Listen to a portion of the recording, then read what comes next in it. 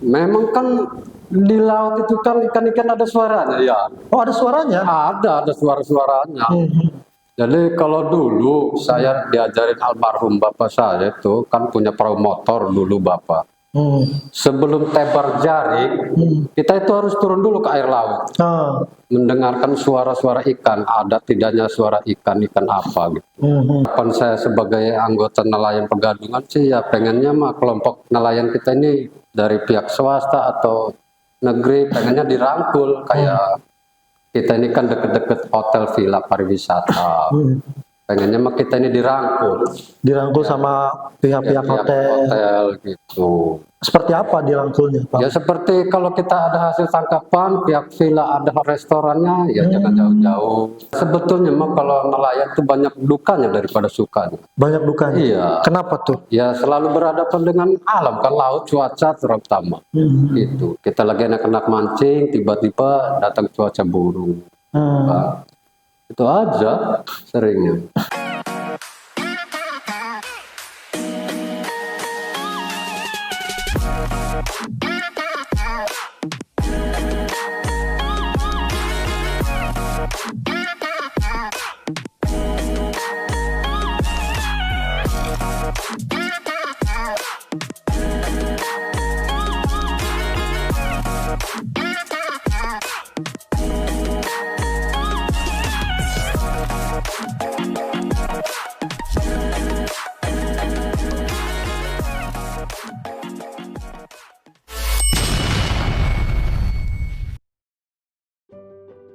Indonesia, negeri maritim yang kaya akan keanekaragaman lautnya, menawarkan potensi luar biasa yang dimiliki oleh para nelayan dengan lebih dari 17.000 pulau yang tersebar. Laut Indonesia tidak hanya memberikan sumber daya alam yang melimpah, tetapi juga menjadi pondasi bagi kehidupan sosial ekonomi masyarakat pesisir. Para nelayan di Indonesia bukan hanya penghasil ikan terbesar di dunia, tetapi juga menjaga keberlanjutan ekosistem laut dengan praktik-praktik ramah lingkungan. Mereka menggunakan pengetahuan lokal untuk menjalankan usaha mereka, dari menjaring ikan hingga memanfaatkan potensi pariwisata laut yang menggiurkan. Indonesia dengan keberagaman budaya dan lanskap alamnya yang memukau, memberikan inspirasi bagi dunia akan kekuatan kolaborasi antara manusia dan lautan. Melalui investasi dalam pengembangan kapasitas nelayan, Indonesia siap menghadirkan masa depan yang berkelanjutan dan makmur bagi semua yang bergantung pada kehidupan laut ini.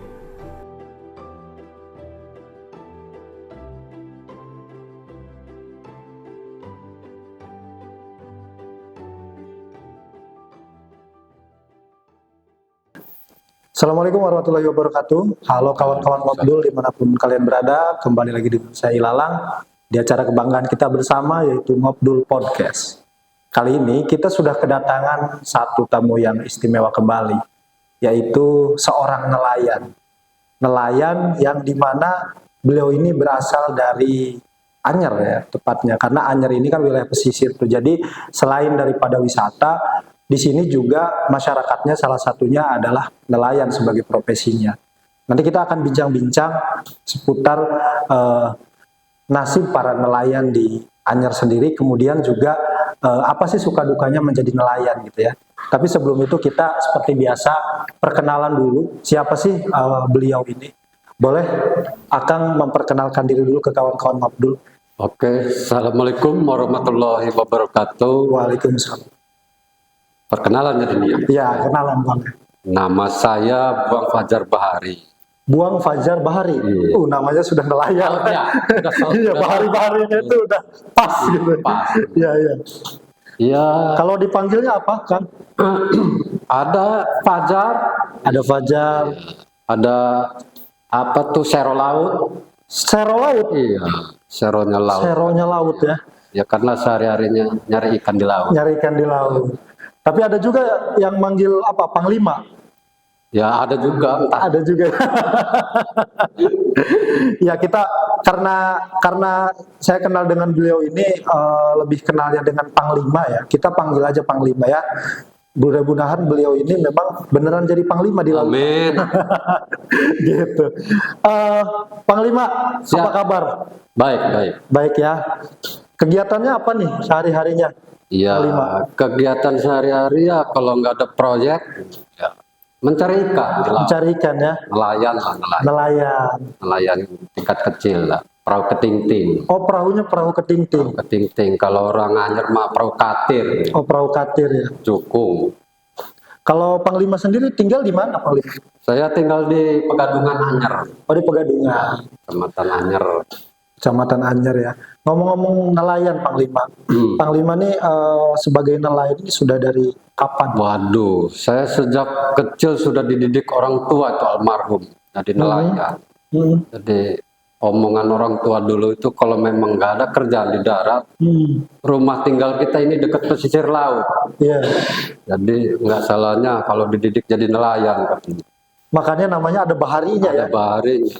Tapi Lautan. ada cerita lagi itu mana mama. Oh gitu. Ya. Apa tuh? Coba boleh dong cerita ke kawan-kawan. Dulu almarhum bapak ibu saya itu punya anak nggak jadi ninggal lagi.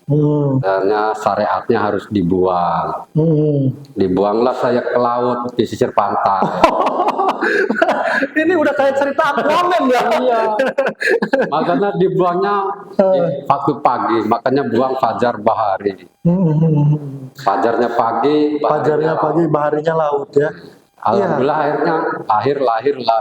Saya punya adik 4. Jadi alhamdulillah selamat setelah itu ya. Dia selamat punya anak akhirnya almarhum bapak ibu saya. Berarti memang Panglima ini ya sejak kecil sudah dididik menjadi nelayan ya. Ya sejak kecil. Karena dibuangnya juga ke laut. Iya, dibuangnya ke laut. Iya, saya jadi ingat ini kawan-kawan ngobrol cerita Aquaman itu kan. Jadi sejak kecil tuh udah dibuang ke laut, Aquaman. akhirnya jadi ini apa namanya Panglima laut gitu kan. Ya. Ngomong-ngomong menjadi nelayan Panglima, biasanya Panglima tuh nangkap ikan apa di lautan itu? Ya namanya di laut kita nyari usaha di laut ya macam-macam. Tergantung musim kadang. Kalau lagi musimnya ada cumi ya cumi. Kalau ada hasil tangkapan mancing ya mancing kayak ikan kue, jiti, gerong itu. Kalau manyung ya manyung, ngambur teknik mancingnya ngambur. Oh jadi setiap setiap musimnya beda-beda ya ikan Ya. itu ya. Tapi kalau sekarang di bulan-bulan Juni, Juli, Agustusnya apa nih?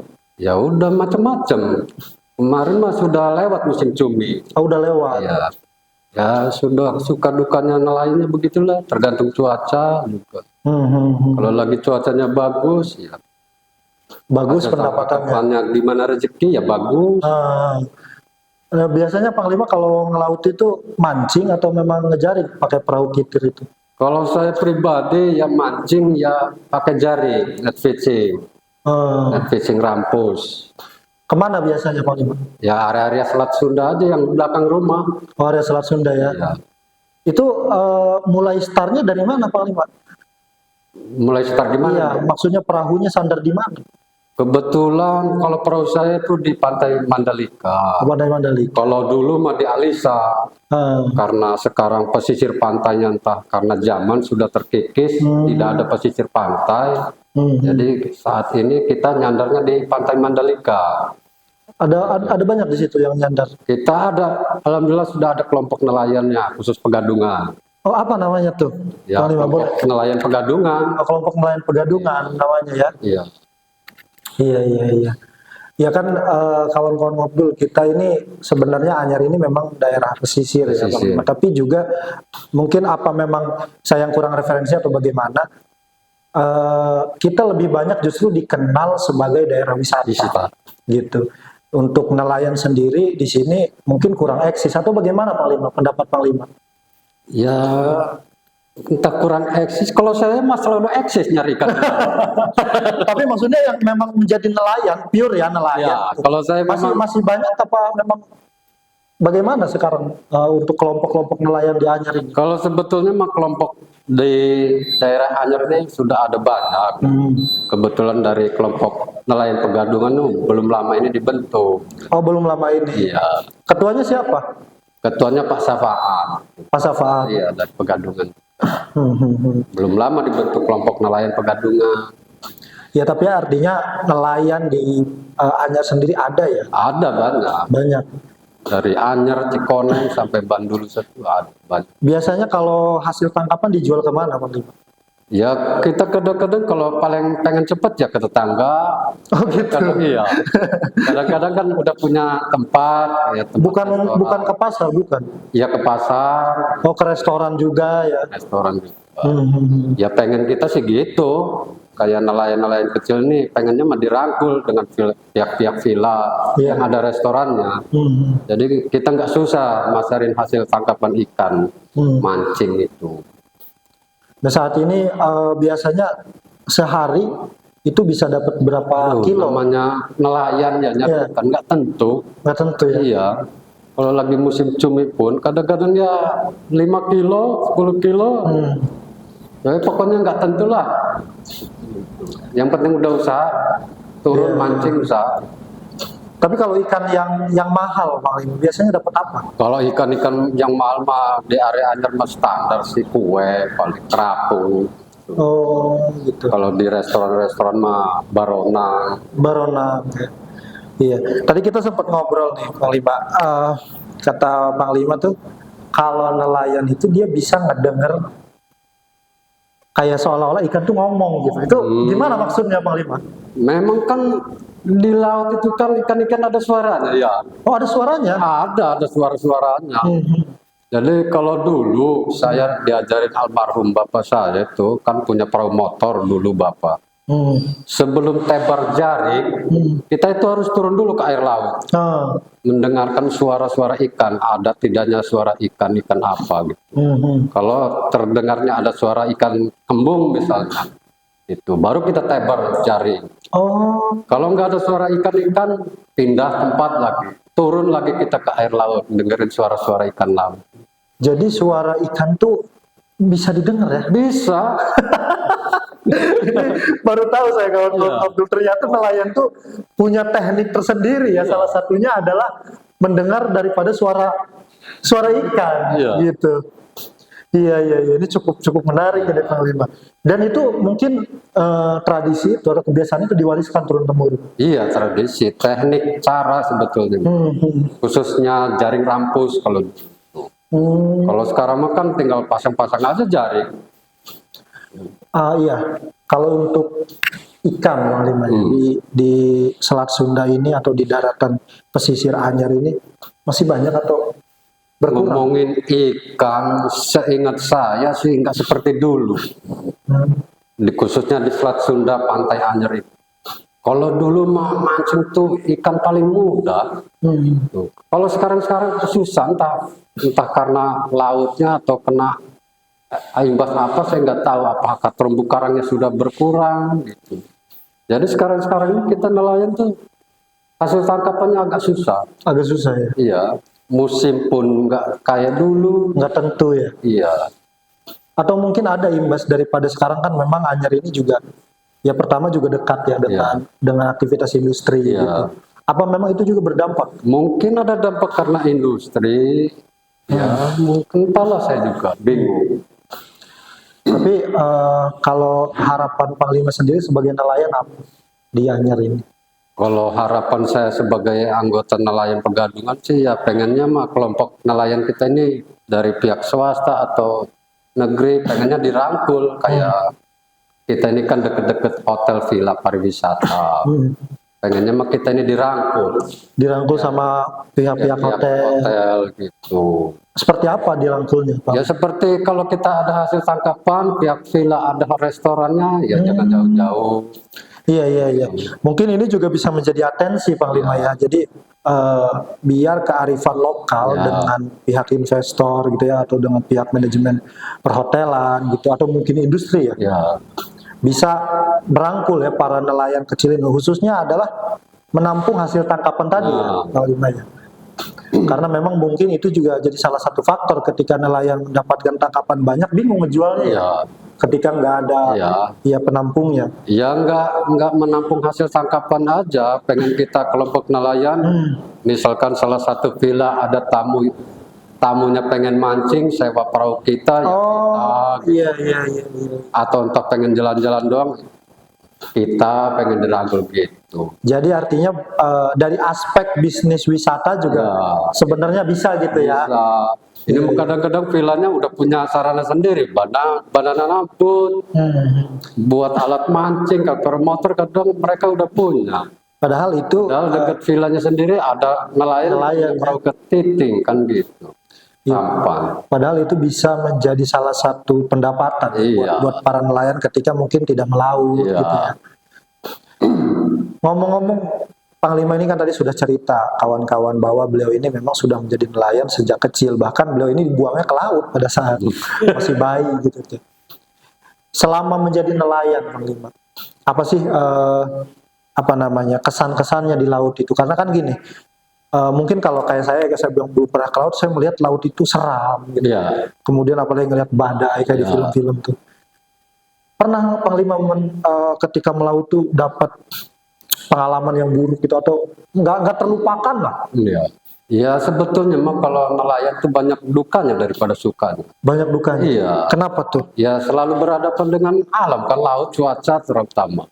Gitu. Kita lagi enak-enak mancing, tiba-tiba datang cuaca buruk. Nah, itu aja seringnya. Tapi pernah jatuh dari kapal gitu? Kalau tengkurap pernah. Tengkurap? Iya, kebalik itu kena ombak pernah. Bahkan teman-teman saya pernah dari selat sini belakang rumah ke bawah ke Merak pernah. Gitu kan. Ditarik ikan gede pernah, harusnya minggirnya ke pantainya Mandalika, minggirnya di Paku apa di Merak pernah teman saya. Ketarik ikan? Iya, bawa ikan. Itu saking kencengnya ya tarikan ikan tuh ya? Saking gedenya ikan tarik. Saking gede ikannya? Iya, pernah itu teman saya, Bang Idik. Jadi justru lebih banyak duka. Pokoknya usaha dulu banyak dukanya lah daripada sukanya. Iya. Apalagi sekarang nih kita kelompok nelayan Pegadungan khususnya akses terutama. Akses apa tuh? Iya, akses kita menuju ke pesisir pantainya susah sekarang. Iya. Dari awal berangkat harus lompat pagar. Di pantainya di pagar. Gitu. Jadi pesisirnya banyak tersekat-sekat ya oleh pembangunan hotel segala macam ya. Pengen kita mau kelompok nelayan ini kan dibikinin akses lah untuk warganya, akses untuk menuju pesisir lautnya, ya khususnya buat anggota nelayan, warga sekitar gitu, khusus Pegadungan. Kalau yang lain saya perhatikan kan memang sudah dibikinkan akses. Untuk nelayan Pegadungan sendiri saat ini belum punya akses ya, atau belum difasilitasi untuk kapal nyandarnya itu ya. Ya itu mudah-mudahan kawan-kawan Ngobdul itu bisa menjadi atensi ya, khususnya bagi pemerintah setempat atau bagi pengusaha-pengusaha yang memang hari ini gitu ya ada khususnya di wilayah Pegadungan ya, karena bagaimanapun gitu sekarang mau investasi mau wisata kemudian nelayan itu juga satu kesatuan ya Pak ya. Harusnya memang bisa saling bersinergi dan mendukung gitu ya satu sama lain. Ngomong-ngomong ada berapa anggotanya Pak? Ada 12 orang. 12 orang itu semua nelayan aktif. Nelayan, asli nelayan, semua turunan nelayan Pegadungan. Karena memang tempatnya nggak ada pesisir pantainya, karena aksesnya susah juga. Kadang kan akhirnya memilih dia, tapi tetap anggota nelayan. Gitu. Iya. Untuk perahu punya sendiri apa nyewa? Kalau sampan saya dari dulu sampai sekarang udah 6 kali ganti perahu sendiri. Perahu sendiri. Sekarang saya punya sampan perahu buatan sendiri dari drum.